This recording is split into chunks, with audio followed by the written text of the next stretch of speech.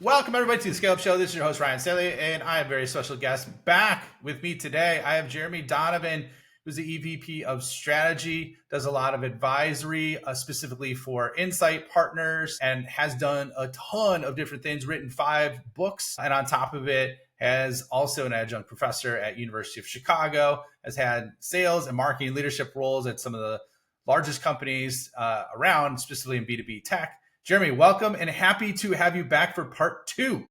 Thank you. I think I'm going to do what all your guests comment on is like amazing how you and I are still wearing the same shirt as the last Yeah, time we they've met.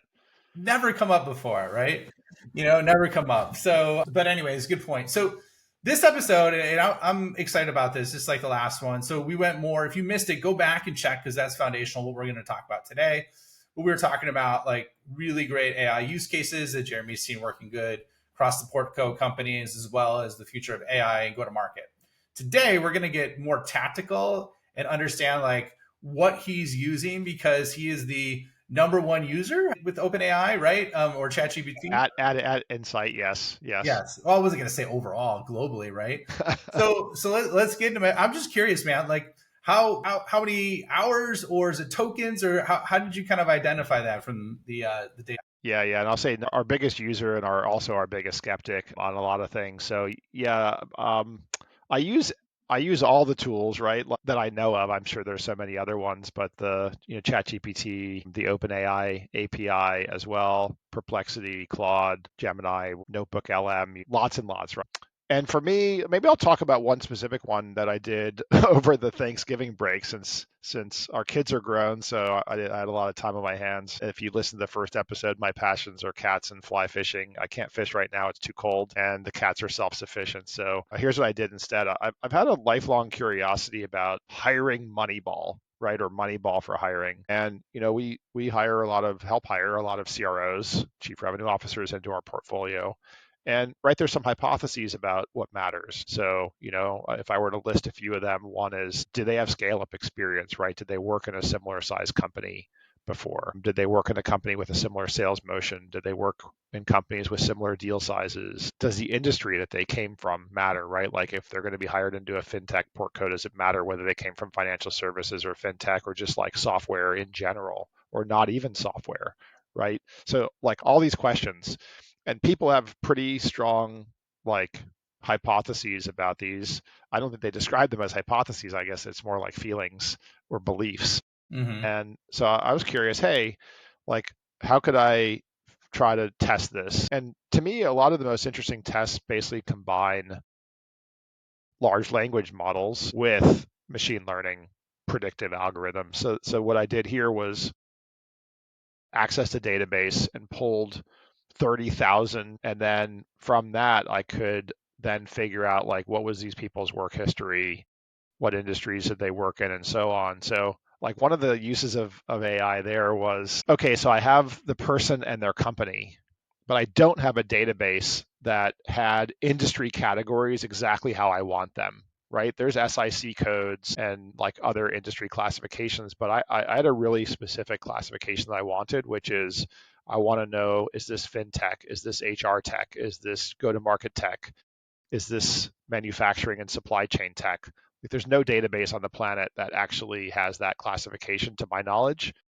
So what I did was I just, wrote some code in Python that calls the OpenAI API and says, okay, given this URL, and this list of whatever 25 different industries, which industry is this company in? And then it comes back right with the industry. And like that's something that would have never ever been possible before. That's pretty mind blowing. I'll also put in a plug. I tend not to mention companies. This is not, and I will always disclose if something's a Portco or not. But I was listening to the Lex Friedman podcast, which is one of my favorite podcasts, and he mentioned switching over to Cursor. So I'm like, okay, I'm going to figure out Cursor. And man, like that is that is the most productivity enhancing technology I think I've ever seen. It is mind-blowingly effective at coding support. So anyway, using all that combination of things, I was able to test. I started to test a few of these hypotheses to figure out if some of these things are predictive of a CRO being successful. So what was the end result, man? Yeah, what's the end result? I mean, a little, this is something I've been actually wondering about for the better part of 15, 20 years of these types of things is can you play hiring Moneyball? And I've done smaller data sets before and I have found little things here and there.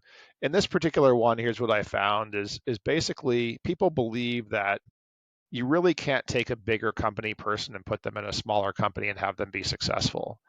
And at least with that data set, much to my surprise, right, n equals, well, I cut some out of the original 30,000. So it's like n equals 20,000, which is still a huge sample. Moving down is actually fine. Statistically, you're no more likely to be successful or not successful if you move down, Hmm. from a bigger company to a smaller company. The reverse is not true though. So like if you work for, if you've been a CRO at a small company, it's statistically less likely that you're going to be successful as you move up to bigger companies. And unsurprisingly, like if you come from a really tiny company and go to a much bigger company, then you're less likely to be successful. But that first finding is counterintuitive, right? People really think that taking someone from a big co and bringing them smaller doesn't work. And there's like I myself, by the way, believe that until I ran the data because in my mind, right? It's like selection bias and that's actually not even selection bias. It's like different cognitive biases where I've kept in my mind those examples of where a big company person moved down and was unsuccessful, but you forget all the times that the big company person moved down and was successful. So anyway, that was one piece. And then the other one I did was industry, of whether industry movement matters. And I'd done that previously for account executives and found that industry movement does not matter.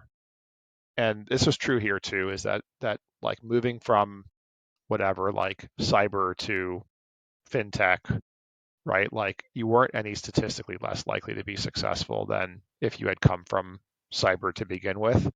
And we could sort of go into like why the whys behind those things, but that was another one I sort of tested and went through. Yeah, let's go through the whys behind those real quick. I mean, I think it'd be good just to kind of put a bow on it, right? Yeah. So let's hit the CRO one, right? So you're saying basically, bigger to small is not a big deal, but going from smaller to big is. And what do you think? What's your best guess on the whys after looking at all the data? Yeah, is well, so small to big, it is a really different job. I mean, I've done like the big company job, and now I'm going to go to n equals one, but I've done the big company job, and the big company job is basically you spend all day in meetings and you decide and delegate, and that's why I don't do that job anymore because for some people that's great, right? Like they love that. It doesn't, since I have this sort of learning mindset and like roll up my sleeves mindset, that's not for me. And so, but if you're in a small company where you're like sleeves rolled up, you don't, it's non-trivial. Like it sounds easy, but it's like to decide and delegate is a high risk, like highly political, high influence at a distance, right? Like there's all kinds of skills that you don't have when you come from a small company. I think the other thing you don't have from a small company is like you haven't necessarily learned how to scale. And here's an example of that, right? Is because I see it in portcos that we work with is okay, let's say you're setting a pipeline target. A lot of people will set the pipeline target based on like some pipeline multiple of the current quarter's revenue or target. No, you have a 6 month sales cycle. You need to set your pipeline target, based on what you need to have in 6 months. Mm-hmm. Right. So it's like those little things, and there's a million of those little things that I think is the reason why it's harder to go up is that you just haven't seen, you haven't seen this stuff before. Whereas going down, like, yes, there's a risk that the person's not going to roll their sleeves up. You also have to think like big company people are sort of only allowed to go into smaller companies if they meet certain criteria to begin with, right? So if you detect that the big company person is just going to sit there and want to decide and delegate and like not want to go and do deals, you're probably not going to hire that person. So yeah, I think that's what's That's a going on good there. point. There's a lot of like selection that'll weed those people out because yeah, that's a really good point, and that's typically the reason why those folks don't work out if they don't. It's not a truly random experiment, right? It's like there is some selection that's happening there. On the industry thing, the one someone else when we did that analysis was like brought this to my attention. They said if an AE moves from one industry to another, let's say they go into a super technical industry. Well, in the super technical industry, they have a sales engineer who's going to know the product. So they've got coverage.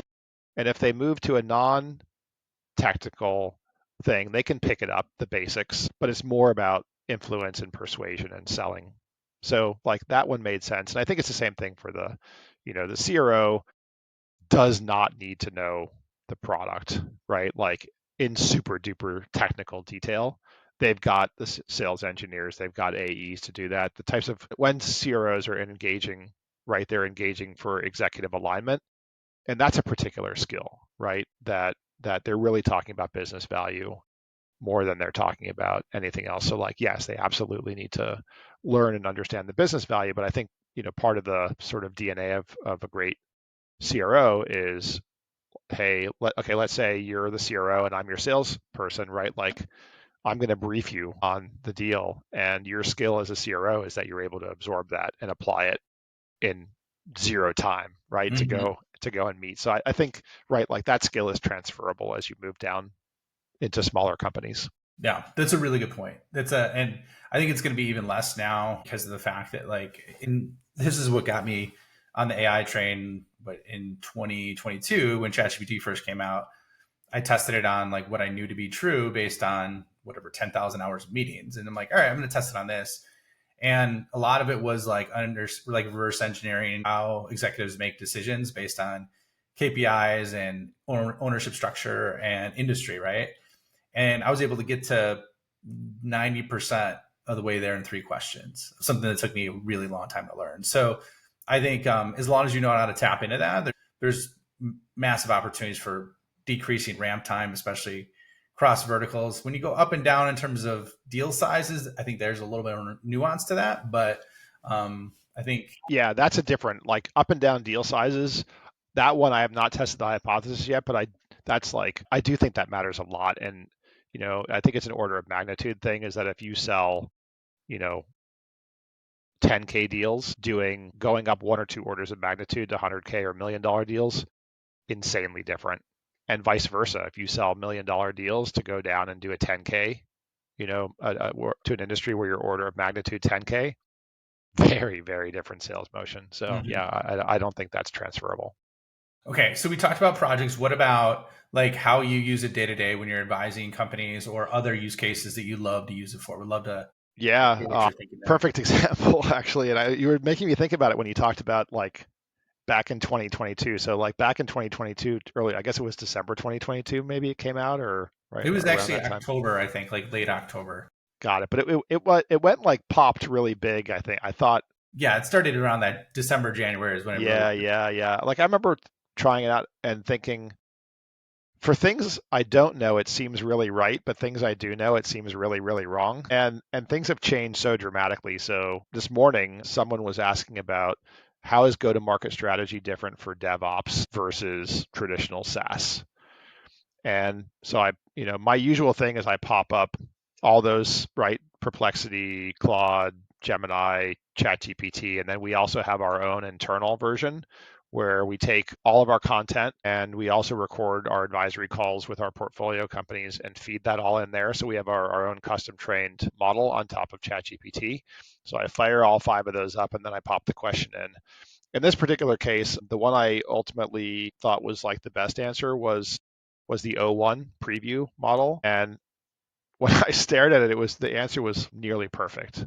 I could, if I could without reservation copy and paste that without any intervention.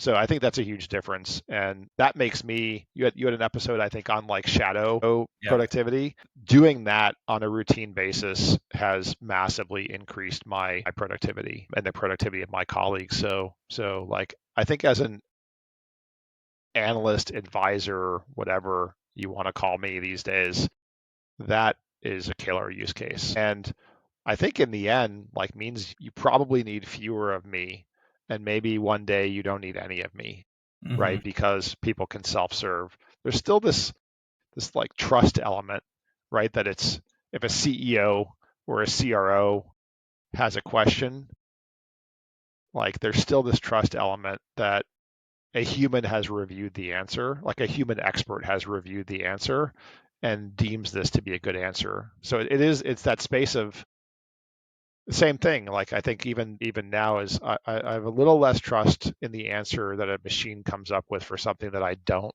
know. right? So I think having that human in the loop is helpful for at least trust purposes. That makes sense.